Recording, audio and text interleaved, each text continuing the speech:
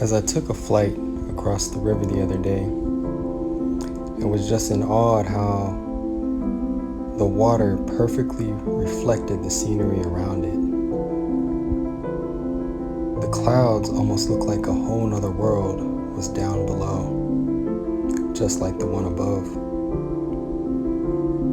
As I began to sit and meditate, I was reminded of the book of Revelation, where it talks about this sea of glass that the throne of God sits upon.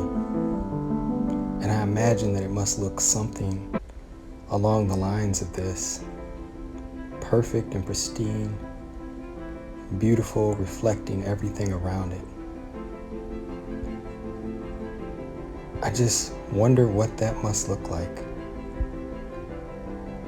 This pristine sea of glass that reflects the glory of God at all times. Wow, it's amazing. It's amazing what God has created and how the beauty of nature truly does declare the glory of God.